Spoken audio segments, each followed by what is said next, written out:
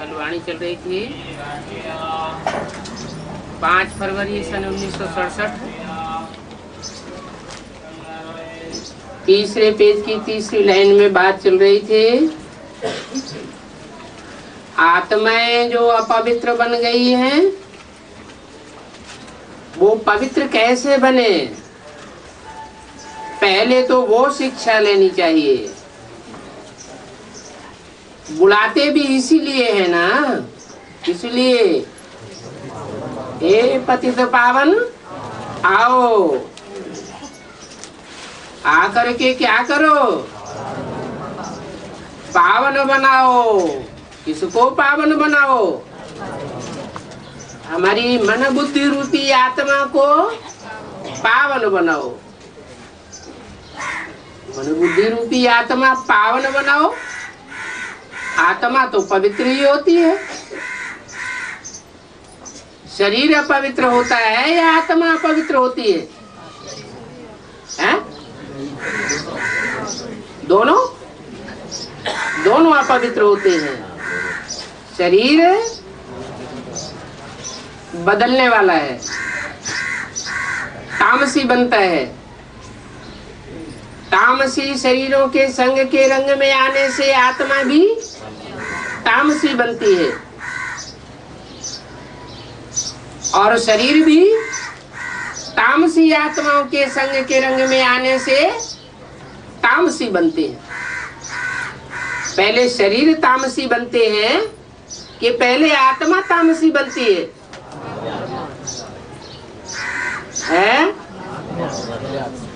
आत्मा तामसी बनती है। इब्राहिम की आत्मा आई द्वापर युग से, तो इब्राहिम की आत्मा तामसी थी या सात्विक थी? परमधाम से आने वाली हर आत्मा सात्विक होती है। तो आत्मा पहले सतो प्रधान होती है कि शरीर पहले तमो प्रधान होता है? आत्मा पहले तमो प्रधान। इब्राहिम की आत्मा ऊपर से आई, वही तो बात है कि शरीर तमो प्रधान होते हैं पहले। शरीर के संग के रंग से आत्मा तमो प्रधान बनती है या आत्मा स्वतः ही तमो प्रधान बन जाती है? शरीर के संग या शरीरधारी के संग के रंग से आत्मा तमो प्रधान बनती है। तो शरीरधारी कहेंगे तो भी आत्मा है।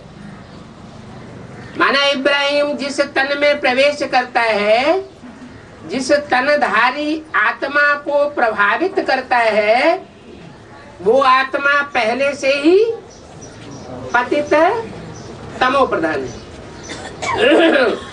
उसमें विविचारी सुख भोगने की कोटि ज्यादा है। इसलिए इब्राहिम की आत्मा सात्विक होने के बावजूद भी उस आधार मूर्त में प्रवेश करके उसके संग का रंग लेकर के नीचे गिरती है। अरस परस है। आत्मा शरीरधारी के संग के रंग में आकर के नीचे गिरी। शरीर तो जड़ ही होता है। जड़त्व में शरीर के संग के रंग में आकर के आत्मा भी जड़त्व में ही होती जाती है। दो चीजें हैं, आत्मा और प्रकृति, जिसके 5 तत्वों का पुतला कहा जाता है।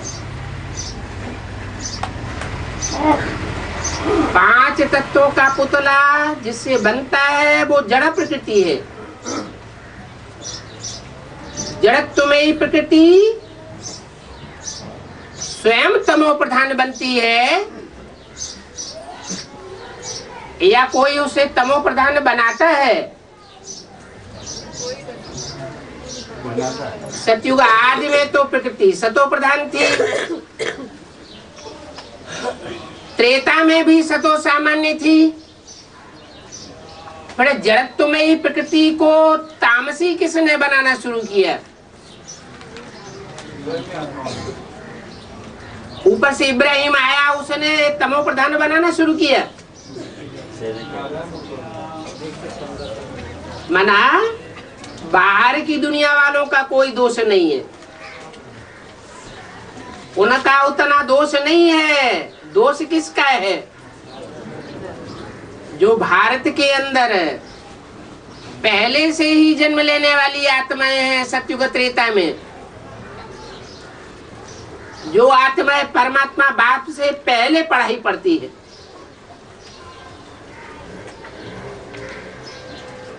लेकिन बाद में सुधरती है। पढ़ाई पहले पढ़ती है, सुधरती बाद में है। उसका कारण क्या है? उनको लंबा टाइम क्यों लगता है?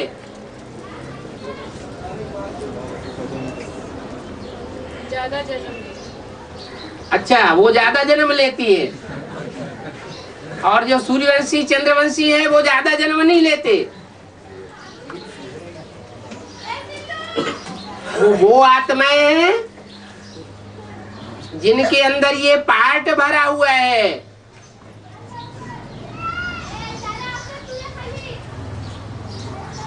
कि वो कन्वर्ट हो जाती है। कच्ची कमजोर आत्माएं हैं, दूसरे के संग के रंग में जल्दी आ जाती है।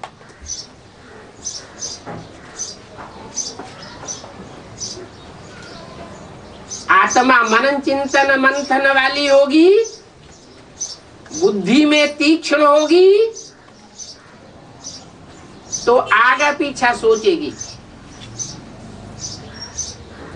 अपना भला बुरा सोचेगी, अपने को नीचे नहीं गिरने देगी, अपने संगी साथियों को नीचे नहीं गिरने देगी। और जितनी ही आत्मा जड़त्व में ही होगी, उतना आगा पीछा नहीं सोचेगी। परम धाम में तो सब आत्माएं रहती हैं, सब आत्माएं चैतन्य कही जाती हैं। फिर कोई आत्माएं ऊंची ऊंची स्टेज में रहती की स्वभाव वाली होंगी, और कोई आत्माएं नीचे नीचे की स्टेज में रहने की स्वभाव वाली होंगी। इस सृष्टि का जब विनाश होता है, आत्माएं इस जड़ प्रकृतिमयी पृथ्वी के आकर्षण को छोड़ करके परम धाम वापस जाती है, तो सबकी दूरी जड़त्वमयी प्रकृति से एक जैसी होती है या नीचे ऊपर होती है? सुप्रीम सोल सबको क्रॉस करके रहता है और सबको परिधि में लेकर के रहता है। क्यों?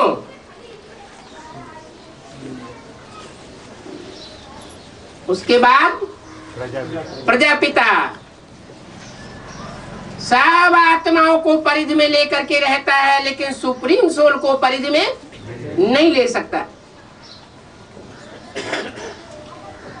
इसी तरह नंबरवार 500 करोड़ मनुष्य आत्माएं हैं। ये रुद्रमाला है बड़ी से बड़ी,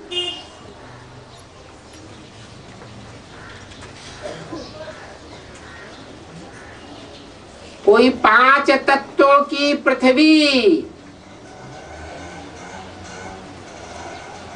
से बहुत दूर परे ते परे रहने वाली है,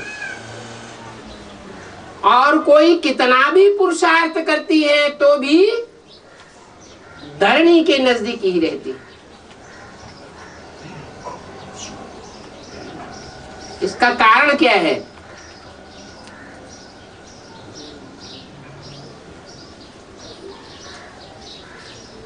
पृथ्वी तो गोल है, गोल पृथ्वी के चारों ओर वायुमंडल है, वायुमंडल के चारों ओर स्पेस है, और स्पेस के चारों तरफ परम धाम है। कुछ आत्माएं पृथ्वी के बहुत नजदीक नजदीक रहती है, और कुछ आत्माएं बहुत दूर दूर रहती हैं। कम जन्म लेने वाली कौन सी होंगी और ज्यादा जन्म लेने वाली कौन सी होंगी?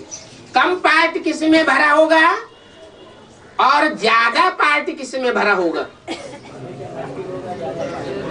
जो नजदीक होंगी, जो पृथ्वी के नजदीक रहने वाली होंगी, पृथ्वी के नजदीक परिधि में आने वाली होंगी, माने जिनकी परिधि छोटी होगी, वो कम पार्ट बजाने वाली होंगी। और जितनी ही परिधि उनकी विस्तार वाली होगी, जास्ती आत्माओं को परिधि में लेने वाली होंगी, वो जास्ती जन्म लेने वाली होंगी।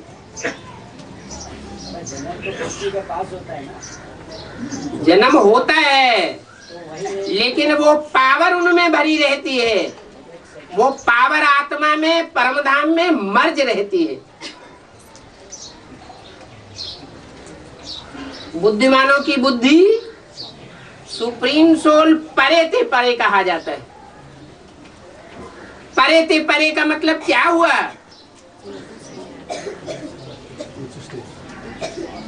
बुद्धि में सबसे परे है,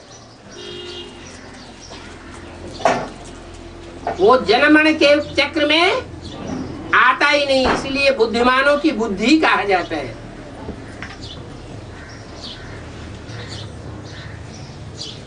बुद्धि में जितनी जास्ती तीक्ष्णता, उतना दूसरी आत्माओं को अपनी परिधि में लेने वाली होगी, और बुद्धि जितनी ही मंद होगी, उतनी जास्ती आत्माओं की परिधि में रहने वाली होगी।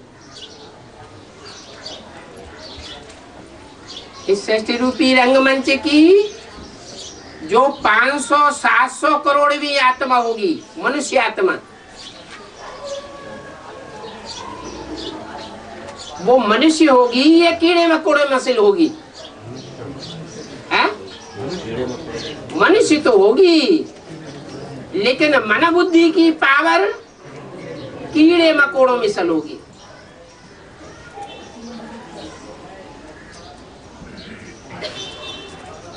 इस बात का फाउंडेशन कहाँ पड़ता है? अभी संगम युग में जब सुप्रीम सोल बाप आते हैं, आत्माओं को राजयोग सिखाते हैं,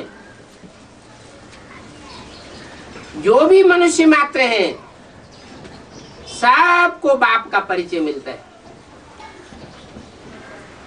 नंबरवार याद करने के लिए सानिध्य मिलता है, संग का रंग मिलता है।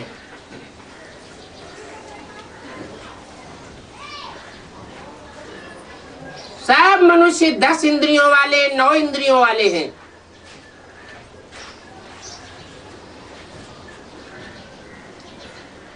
कोई अपनी सब इंद्रियों से परमात्मा का सानिध्य प्राप्त कर लेते हैं, और जास्ती से जास्ती सानिध्य प्राप्त करते हैं, और कोई आत्माएं कम सानिध्य प्राप्त करती है।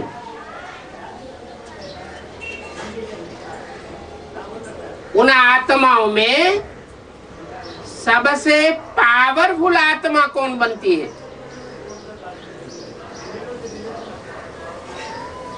जो जास्ती से जास्ती सानिध्य प्राप्त करती हो, है जगदम्बा। जगदम्बा सारे जगत की अम्बा है। उसे गीता माता कहो, प्रकृति माता कहो। क्या नाम? प्रकृति, रचना, प्रकट रूप से जिसकी रचना की गई,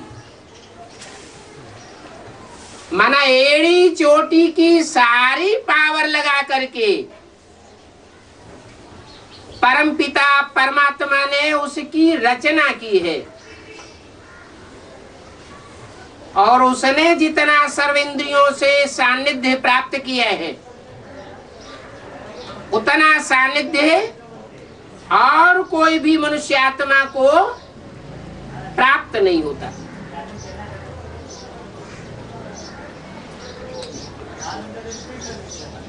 अच्छा, वो तो जगत माता है, राजमाता का पद पाती है।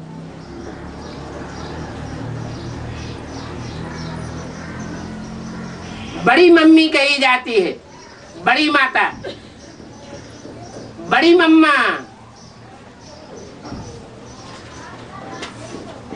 उसके मुकाबले छोटी मम्मी का पद बड़ा है या बड़ी मम्मा का पद बड़ा है?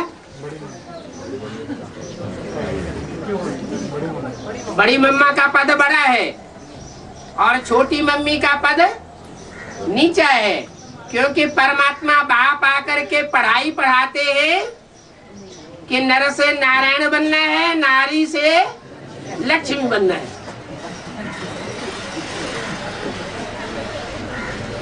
बराबर है? माने परमात्मा बाप जो लक्ष्य देते हैं वो लक्ष्य नीचा देते हैं, और जगदम्बा उसके मुकाबले ऊंचा पद प्राप्त करती है।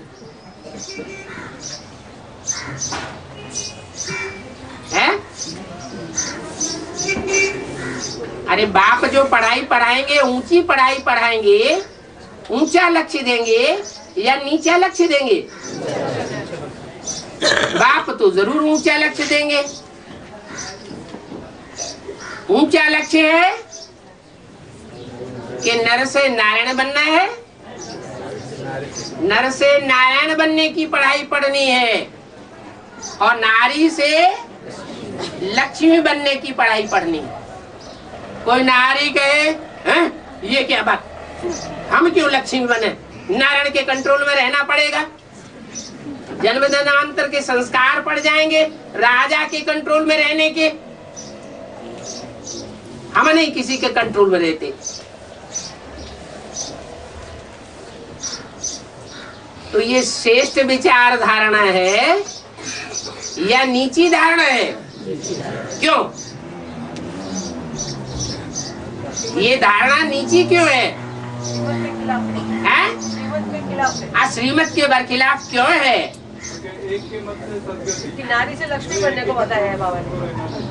हाँ, नारी जो है वो कलयुग के अंत में कोमल शरीर वाली होती है, कोमल स्वभाव वाली होती है, कोमल इंद्रियों वाली होती है। कलयुग के अंत में नारी अबला बन जाती है। क्यों? क्योंकि सब पुरुषों को बोला है, सब पुरुष दुर्योधन दुशासन नंबरवार। उनमें प्रजापिता और ब्रह्मा की सोल भी आ जाती है। रामकृष्ण की आत्माएं भी आ जाती हैं।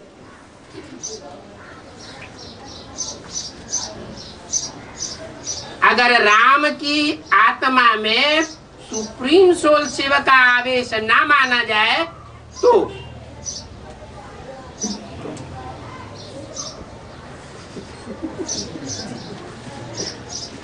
अगर बुद्धि में ये बैठा हुआ है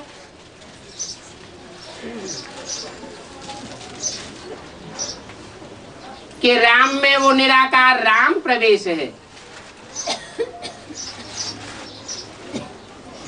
तो जैसी दृष्टि वैसी देखने वाले की सृष्टि बनती है। लेकिन ये बात सदैव याद नहीं रहती। इसलिए राम भी रावण बनता है और कृष्ण भी कंस बनता है।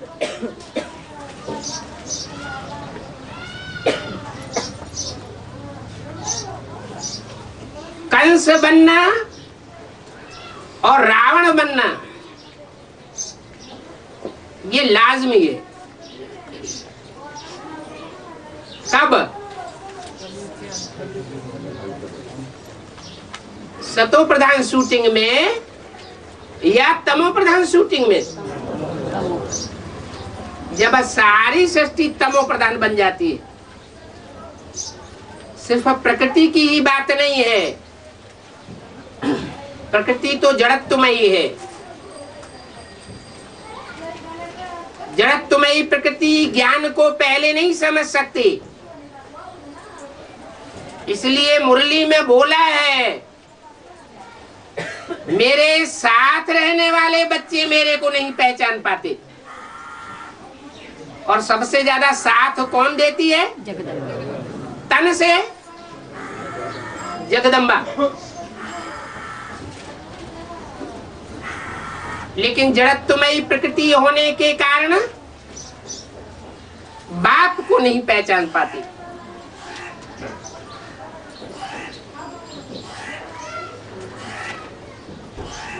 कारण क्या होता है?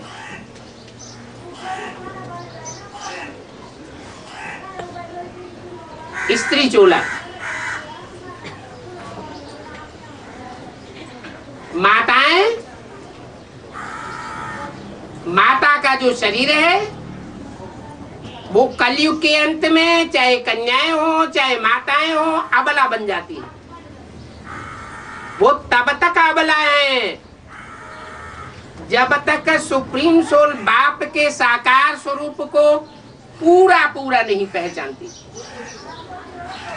दूसरों के प्रभाव में आती रहती है।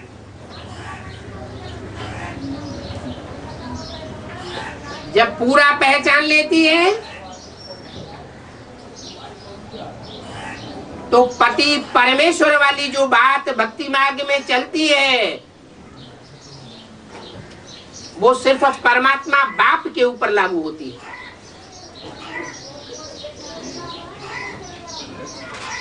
परम ईश्वर का मतलब ही है, ईश्वर माना शासन करता।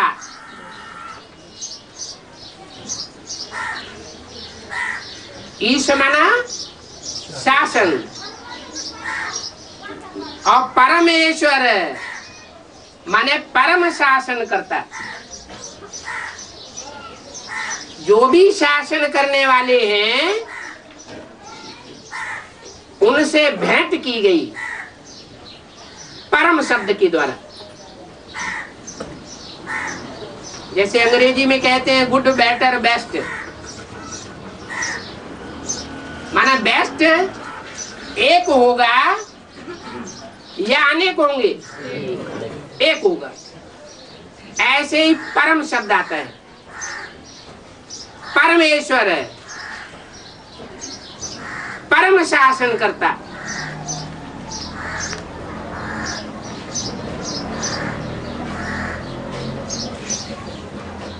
बुद्धि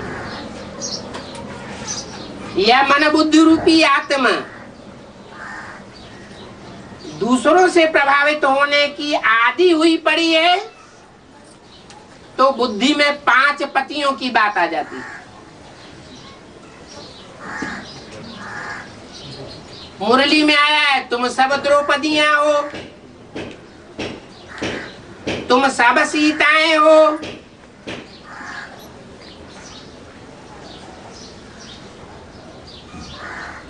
तो अबलामयी बुद्धि होने के कारण ये बात नहीं आती कि ये द्रौपदी और सीता बनने का लक्ष्य बाबा ने हमको नहीं दिया है। सीता बनने का लक्ष्य दिया है क्या? द्रौपदी बनने का लक्ष्य दिया है क्या? लक्ष्य क्या दिया है? नारी से लक्ष्मी बनने का लक्ष्य दिया है। वही श्रेष्ठ से श्रेष्ठ पद है। क्यों? कन्याओं माताओं के लिए श्रेष्ठ से श्रेष्ठ पद क्यों है वो? क्योंकि जैसा लक्ष्य वैसा लक्षण धारण करने वाली बनती है। लक्ष्य नारी से लक्ष्मी बनने का है तो लक्ष्मी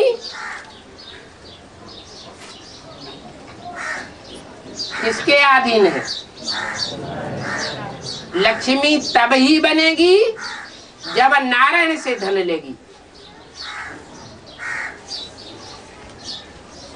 भक्ति मार्ग वालों के लिए तो स्थूल धन की बात हो जाती है और ज्ञान मार्ग वालों के लिए ज्ञान धन की बात हो जाती है। माना ज्ञान धन का क्रिएशन लक्ष्मी नहीं करती है,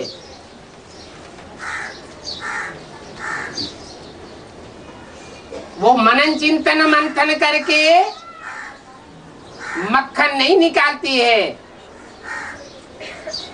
लेकिन नारायण के द्वारा और उसके सहयोगियों के द्वारा जो मक्खन रूपी सार निकलता है, जिसे गीता ज्ञानामृत कहा जाता है, वो गीता ज्ञानामृत धारण करने की निमित्त बनती है।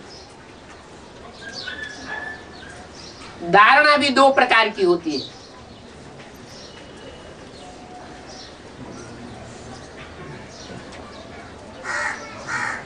रावण के अंदर ज्ञान की धारणा होती है या नहीं होती है? नहीं होती है। धारणा तो होती है।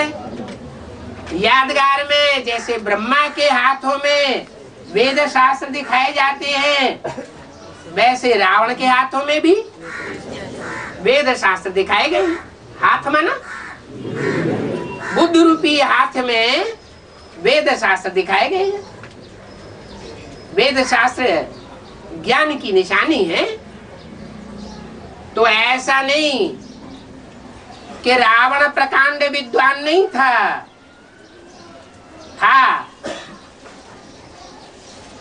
लेकिन ज्ञान को अपने प्रैक्टिकल जीवन में धारण नहीं कर सका। और उसके अपोजिशन में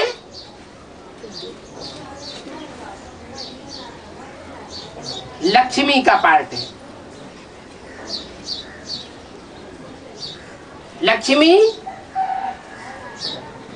ज्ञान को धारण नहीं करती है, माने वजन नहीं ढोती है जैसे रावण वजन ढोता था। क्या करती है? वो जितना जितना नया नया मिलता जाता है, तुरंत तुरंत नए नए माल को सप्लाई करती जाती है। जो भी नया पॉइंट मिले, जो भी संगी साथी हैं, उन संगी साथियों में सप्लाई कर देना। तो उससे क्या होगा? अपना ज्ञान बढ़ता चला जाएगा। दिन दूना रात चौगुना बढ़ता है।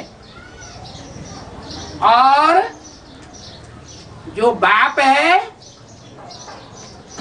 वो खुश होता है। इसलिए कि बाप तो सर्वसेवल बच्चों को चाहता है या प्रकांड ज्ञान धारने वालों को चाहता है? जो सर्वसेवल बच्चे हैं उनको चाहता है, उनको याद करता है। जो ज्ञान ले लेते हैं और दूसरों को अपने अंडर में करने के लिए ज्ञान सुनाते रहते हैं ताकि हमसे प्रभावित हो जाएं।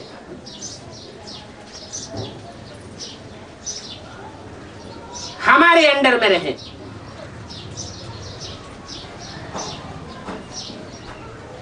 तो ऐसी आत्मा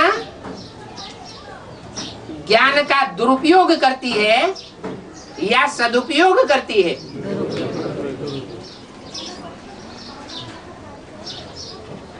दुरुपयोग इसलिए करती है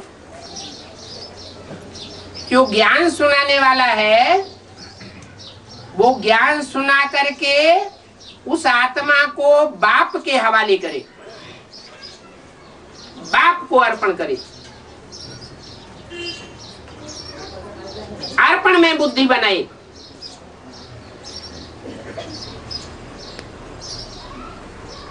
बाप को अर्पण न करके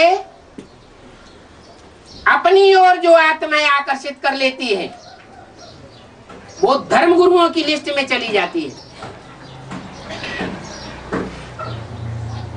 धर्म पिताएं भी ज्ञान लेते हैं, संगम युग में ईश्वरीय ज्ञान लेते हैं,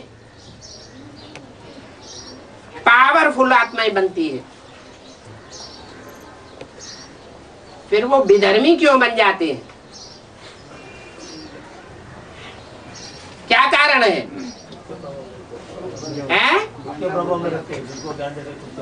हाँ, जिन जिन आत्माओं को ज्ञान देंगे पहले उनको अपना बनावेंगे। पहले क्या, बाद में भी नहीं। उनका लक्ष्य रहता है कि आत्माएं बाप की बने। अंत तक उन आत्माओं के ऊपर अपना कंट्रोल रखना चाहेंगे। हठी होते हैं,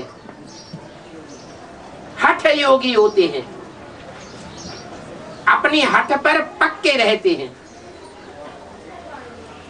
चाहे संसार के सामने उन्हें बिल्कुल झूठी बात को अपनाना पड़े। दुनिया का सबसे बड़े से बड़ा झूठ क्या है? हैं? बाप को सर्वव्यापी कहना दुनिया का बड़े से बड़ा झूठ है। वो क्या साबित कर देते हैं कि बाप सर्वव्यापी नहीं है। बाप वो ये साबित नहीं करते कि बाप सर्वव्यापी नहीं है। वो साबित करते हैं कि बाप मेरे में भी है और जो भी अच्छे अच्छे पुरुषार्थी हैं उन सब में बाप समाया हुआ है। सबको बाप साबित करते हैं। कहते हैं मेरे में भी बाप है, तेरे में भी है, लेकिन तुम इतने ऊंचे पुरुषार्थी नहीं हो। मैं ऊंचा पुरुषार्थी हूं। तो मैं ऊंचा पुरुषार्थी हूं ये साबित कर देना माने सुप्रीम सोल की प्रॉपर्टी मेरे हक लगी है। मैं तुम्हारे ऊपर अथॉरिटी चलाने वाला हूं। अथॉरिटी चलाना माना ईश्वरत्व कायम करना, ईश्वर बनना, शासन कायम करना।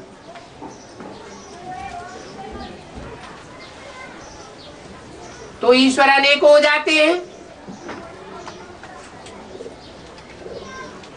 सुप्रीम सोल बाप आकर के बताते हैं अभी तो मैं आया हुआ हूं, अभी शिवो हम बनने की दरकार नहीं है। अभी गीता का भगवान शिव को ही साबित करना है। शिव बिंदु का नाम है। गीता का भगवान आकर के कहते हैं कि मैं गीतापति भगवान हूं। बिंदी कभी पति नहीं बनती है। बिंदी बिंदी आत्माओं के साथ सुप्रीम सोल ज्योति बिंदु शिव का एक ही संबंध है। कौन सा? बिंदी बिंदी आत्माएं बच्चे बच्चियां भी नहीं। और सुप्रीम सोल बाप बाप है। दूसरे संबंध तब ही बनते हैं जब कोई शरीरधारी में प्रवेश करे। तो ढेर सारे संबंध बन सकते हैं। बाप आकर के पढ़ाई पढ़ाते हैं कि मेरे साथ सर्व संबंधों का अनुभव किया जा सकता है।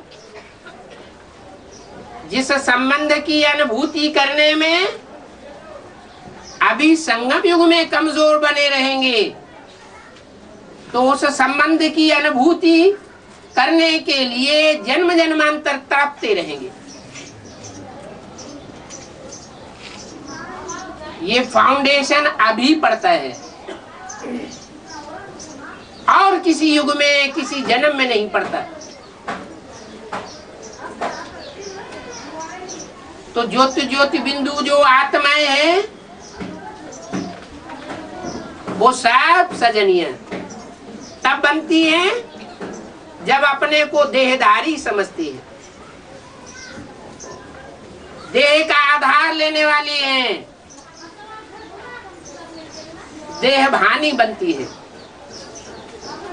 तो कही जाती है तुम सब सीताएं हो। सीताएं माने रावण की जेल में आसानी से आ जाने वाली। सीता का अर्थ है ठंडे स्वभाव वाली, शीतल।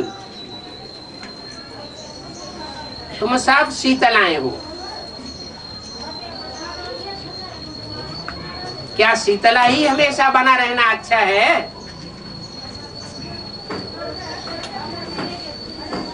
असुरों के सामने, आसुरी प्रवृत्तियों के सामने शीतल बना रहना अच्छा होता है क्या? नहीं। उनके सामने कौन सा रूप धारण करना है? ज्वाला रूप धारण करना है। ये दोनों ही शक्तियां होनी चाहिए। देवियों के अनेक रूप दिखाए गए हैं। उन रूपों में एक रूप शीतला का भी है और एक रूप ज्वाला देवी का भी है। जैसे अग्नि जीभ लपलपाती है ना लाल लाल, ऐसे उसकी जीभ में से ज्वाला निकलती है।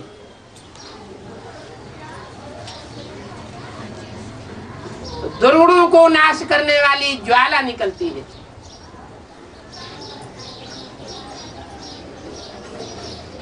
तो कभी शीतला और कभी ज्वाला रूप,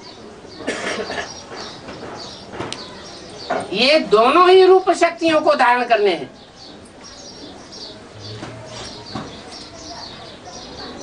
परंतु माताएं ममतामयी होती है।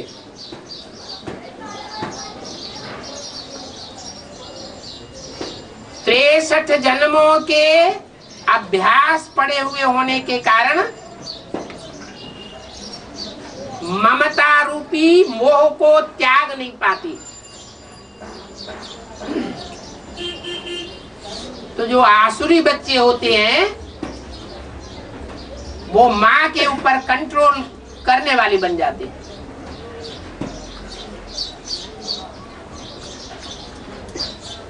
कंट्रोलर बन जाते हैं। माँ मोहमयी होने के कारण उन बच्चों के ऊपर जरूरत से ज्यादा मोह की रग होने के कारण रहम की भावना धारण कर लेती है। ये फाउंडेशन अभी संगम युग में पड़ता है माताओं के द्वारा, कि माताएं विकराल रूप धारण नहीं कर पाती। माता का स्वभाव साकारी होता है। माता होती है साकारी और बाप होता है निराकारी। इसका मतलब ये नहीं है कि सभी बाप 100% निराकारी होते हैं और सभी माताएं 100% साकारी होती है। नहीं, जो देवभान का मादा है वो स्त्री चोले में पुरुषों के मुकाबले जास्ती होता है। तो साकारी भाव होने के कारण वो कमजोरी आ जाती है।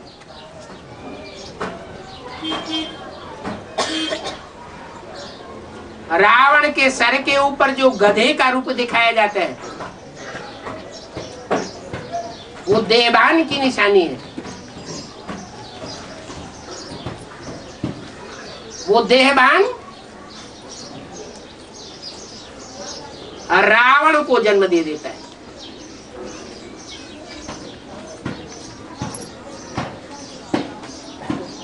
अगर वो रावण का सर जो 10 सिर दिखाए जाते हैं उनके ऊपर का जो सर है गधे का,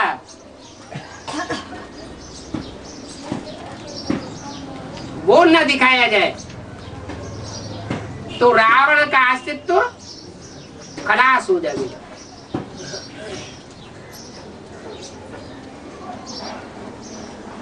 उस गधे की रहबरी में वो 10 सिर पनपते रहते हैं। 10 सिरों में राम का सिर भी कभी नंबर लेता है या नहीं लेता है? हैं? लेता है ना? कब? कलयुग अंत की जो शूटिंग होती है उस टाइम में, चारों युगों की शूटिंग में नहीं, सिर्फ है कलयुग अंत की शूटिंग में। मान लो सन 36 हुआ तो सन 36 में राम वाली आत्मा को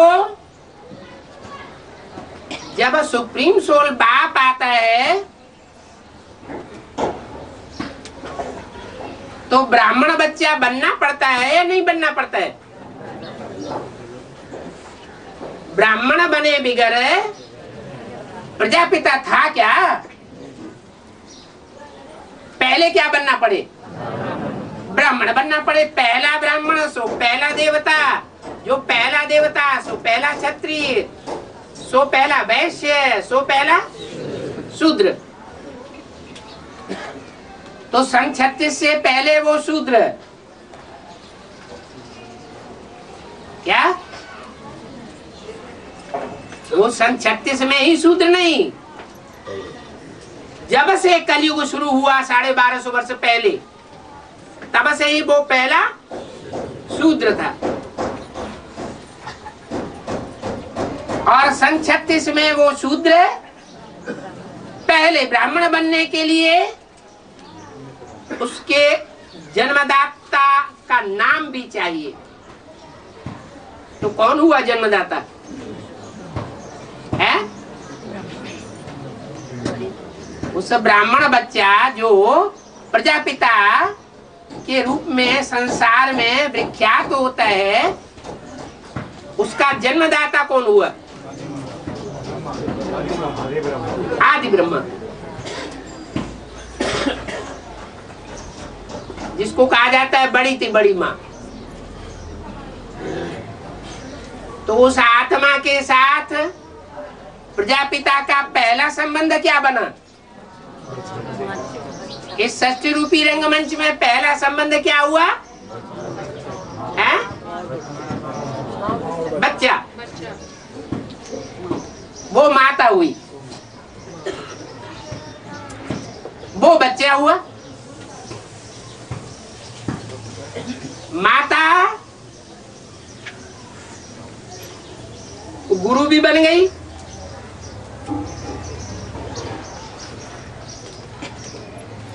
क्योंकि माता के द्वारा जो भी सुनाया गया, भले सुना हुआ सुनाया गया,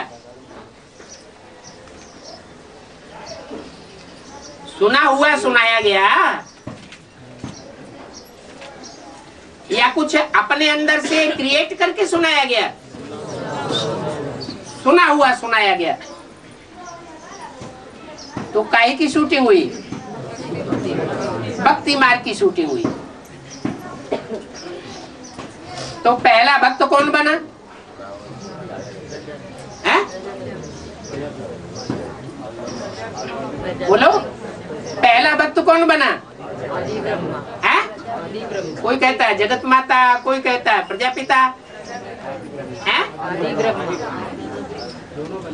आदि ब्रह्मा, कोई कहता है प्रजापिता।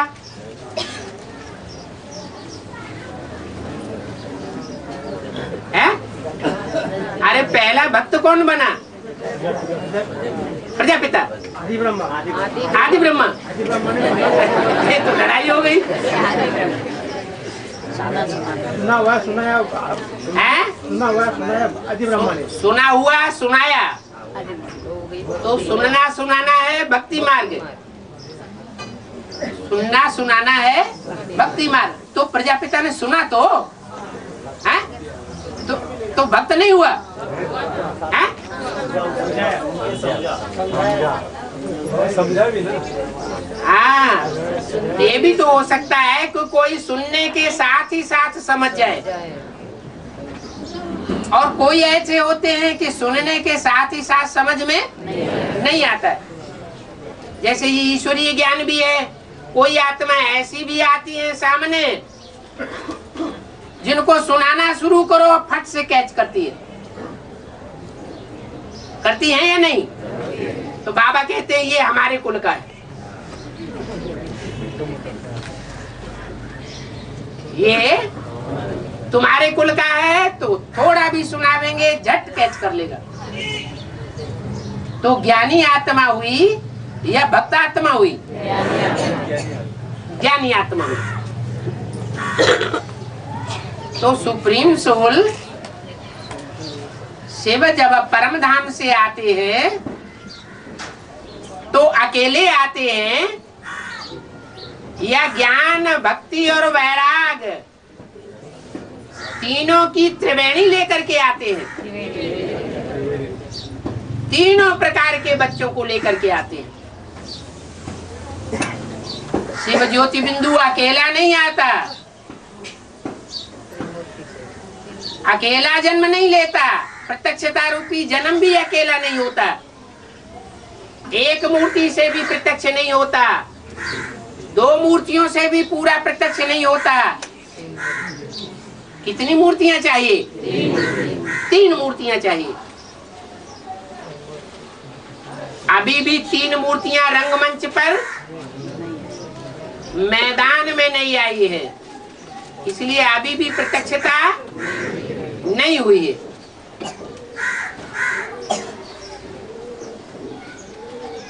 तो ज्ञान तीसरे नेत्र की मूर्ति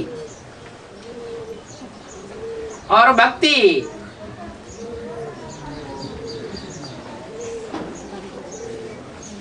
जो तीन पुरियों में नीचे मूर्ति बैठी हुई दिखाई गई है संसार सागर की ओर, और तीसरी मूर्ति वैराग, वे माने विशेष, और राग माना प्यार।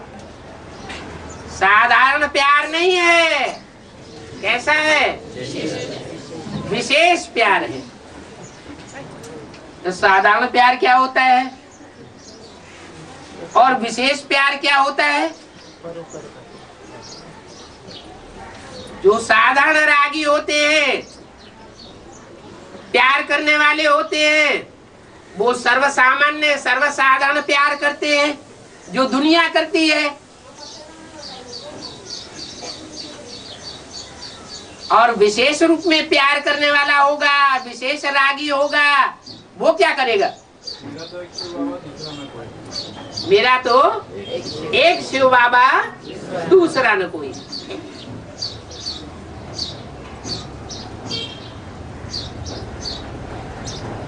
तो एक शिव बाबा,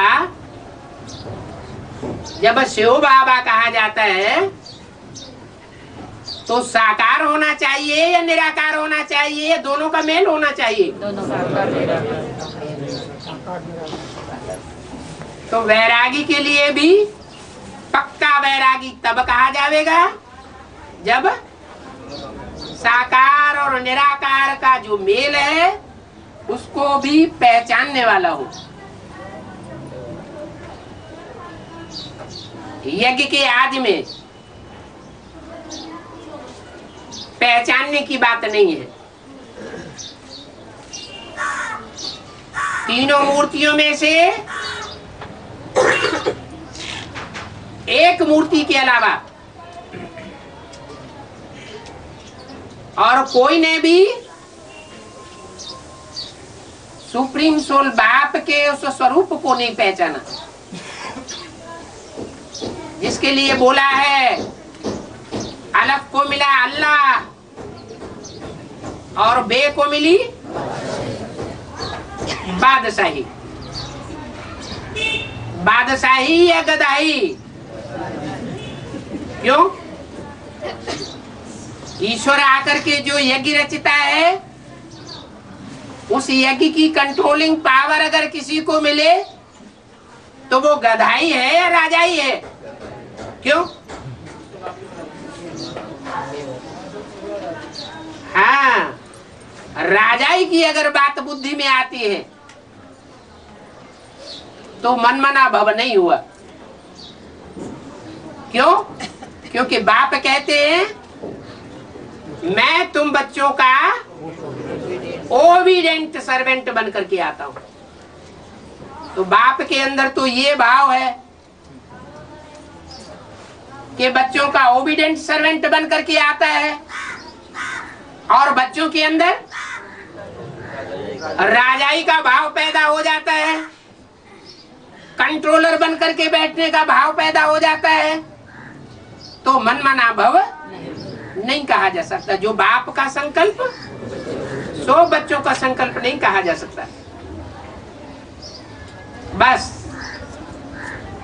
यहां से ही रावण की रावणियत शुरू हो जाती है।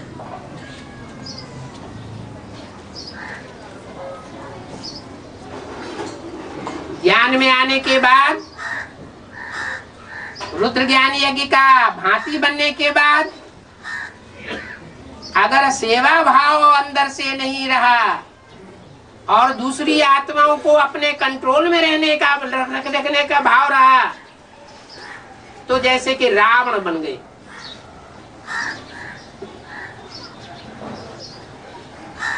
त्रेसठ जन्म मनुष्य आत्माओं ने शासन की भूख में आकर के सारी दुनिया को रुलाया। मनुष्य ने जो भी शासन किया वो शासन रावण राज्य लाने का निमित्त बना या राम राज्य लाने का निमित्त बना? रावण राज्य आया।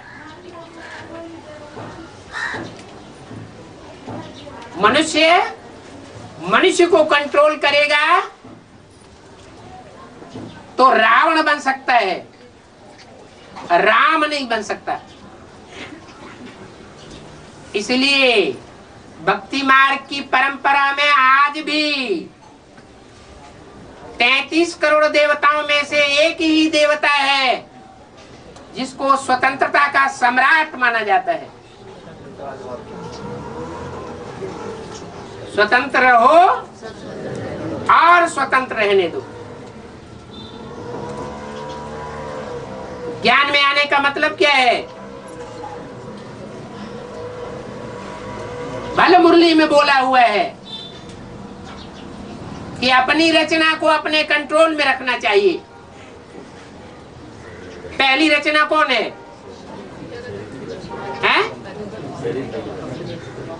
पुरुष। कोई भी पुरुष आत्मा, कोई भी मनुष्य आत्मा है जो ज्ञान में चलती है, उसकी पहली रचना कौन हुई? स्त्री। हाँ, अपना शरीर ही अपनी रचना है। कोई संबंधी हमारी रचना नहीं है।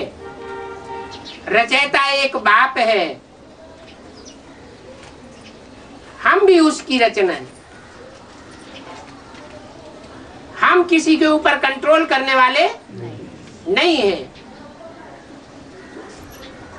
रचना को रचना से वर्षा नहीं मिलता।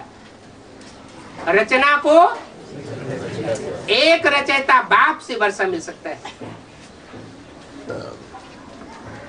तो रचयिता के कंट्रोल में सबको होना चाहिए। बाकी आत्माएं सब भाई भाई है। अगर कोई होशियार है, ज्ञान में, सेवा में तीखा है, धारणाओं में तीखा है, याद में भी तीखा है, एकाग्रता की पावर ज्यादा है, तो वो इन पावर्स को धारण करके दूसरों के ऊपर कंट्रोल न चलाए। कोशिश करे कि दो भी संगी साथी आत्माएं हैं वो आप समान बने।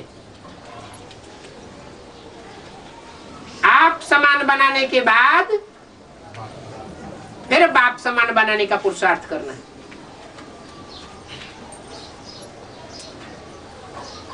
आप समान ही नहीं बना पाएंगे तो बाप समान कैसे बनावेंगे? आप समान जिन आत्माओं को बना लिया जाएगा वो आत्माएं बाप समान भी बन जाएंगी।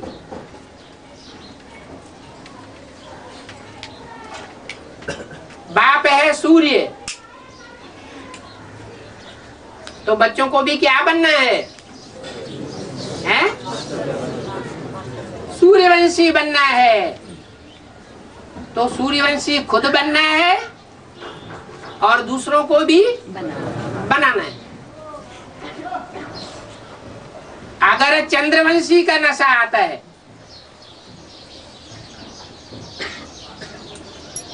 इस्लाम वंशी का नशा आता है, बौद्धि वंशी का नशा आता है, तो इसका मतलब हुआ कि हम बाप समान बनने की चेष्टा करने वाले नहीं है। जो भी नई दुनिया कंप्लीट स्थापन होगी उस नई दुनिया में सब सूर्यवंशी होंगे या चंद्रवंशी इस्लाम वंशी भी मौजूद रह जाएंगे? सब सूर्यवंशी होंगे। सबको कन्वर्ट होना पड़ेगा। बल प्रवृत्ति मार्ग होगा। सत्युग में प्रवृत्ति मार्ग होगा या नहीं होगा? प्रवृत्ति मार्ग होगा। सूर्यवंशियों और चंद्रवंशियों की प्रवृत्ति बनेगी, लेकिन वो चंद्रवंशियों को भी क्या बनना पड़े? सूर्यवंशी बनना पड़े। इसलिए आज भी भक्ति मार्ग में जो परंपरा चल रही है कि पुरुष जिस कन्या से शादी करता है वो कन्या नीचे कुल की उठाई जाती है और पति उच्च कुल का होता है। जो नीचे कुल की कन्या आती है वो शादी होने के बाद अपने टाइटल को बदल देती है। जो पति का टाइटल सो पत्नी का टाइटल बनता है। तो यहाँ भी ये बुद्धि में से बात निकल जानी चाहिए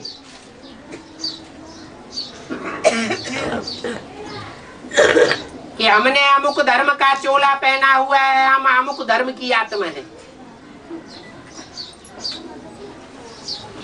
ठीक है, सूर्यवंशी आत्माएं आखिरी जन्म में आकर के नीचे गिरती हैं, दूसरे धर्मों का लबादा ओढ़ लेती हैं, छिलका चढ़ जाता है, लेकिन वो छिलका सतयुग में काबिज नहीं रहेगा। वो देवान का छिलका है। जो आत्मा अभिमान का छिलका नहीं है, कोई भी आत्मा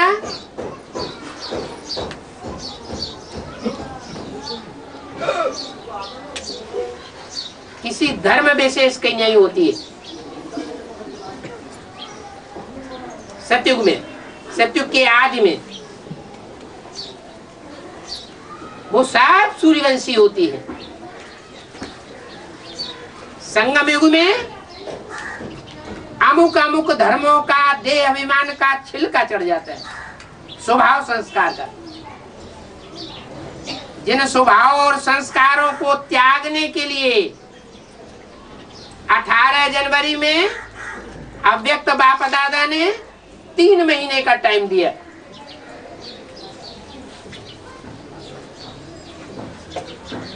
ये 63 जन्म के स्वभाव संस्कार इस आखिरी जन्म में त्यागने हैं। जो पहले त्यागन करेंगे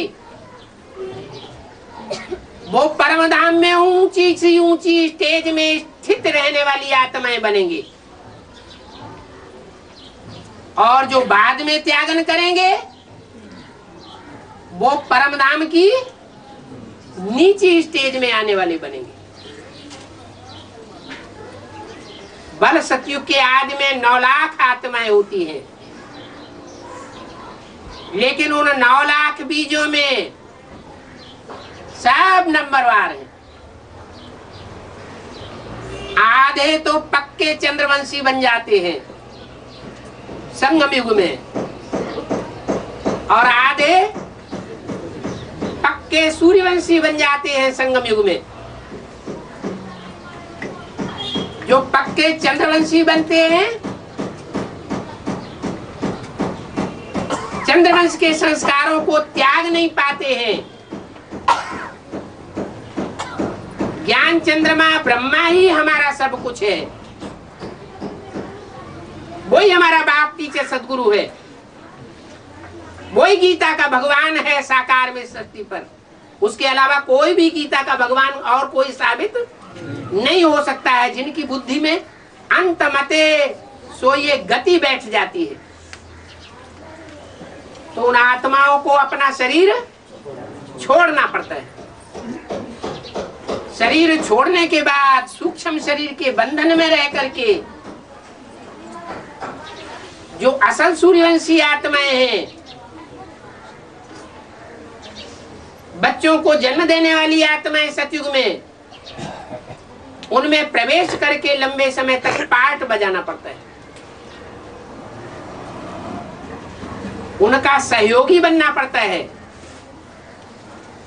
क्योंकि साकार शरीर के बंधन में बंधी हुई आत्मा ज्यादा पावरफुल होती है, या साकार शरीर का बंधन जिसका टूट चुका है, सिर्फ सूक्ष्म शरीर का बंधन बंधा हुआ है, वो ज्यादा पावरफुल होती है।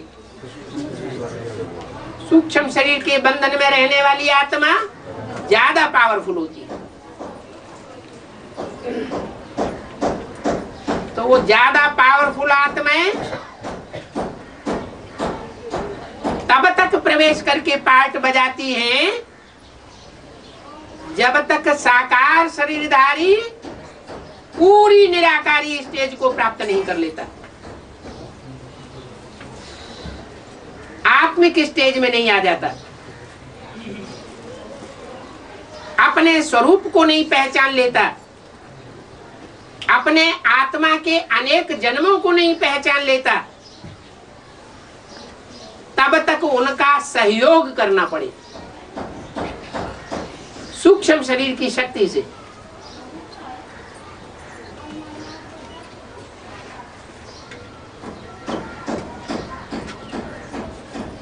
उसका स्वरूप दिखाया गया है। एक आत्मा का मिसाल दिया जाता है, ऐसे ही दूसरी आत्माएं भी मानी जा सकती। क्या मिसाल है, क्या चित्र है? है अर्धनारीश्वर, आधा स्त्री आधा पुरुष, शक्ति और शिव का स्वरूप। सारी शक्ति उस आत्मा की कार्य करती है।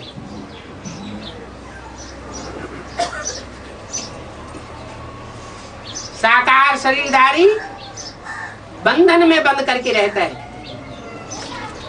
उतने बड़े कार्य नहीं कर सकता। सूक्ष्म शरीरधारी अभी अभी यहाँ प्रवेश करके कार्य कर सकता है, अभी अभी दूसरे बच्चों में प्रवेश करके कार्य कर सकता है। तुम बच्चों में मम्मा बाबा प्रवेश करते हैं,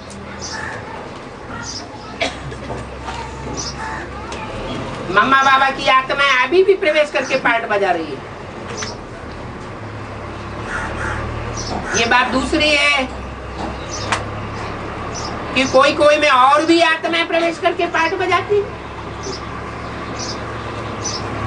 जैसे आर्य समाज धर्म में प्रभावित होने वाली आत्मा होगी बीज रूप आत्मा, तो उसमें और धर्मों के भी प्रवेश करेंगे।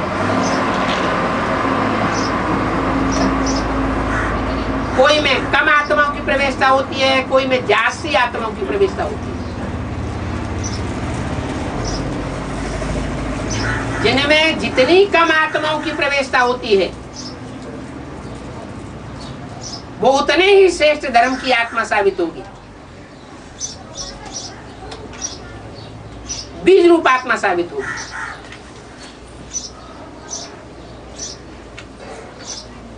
ओम शांति।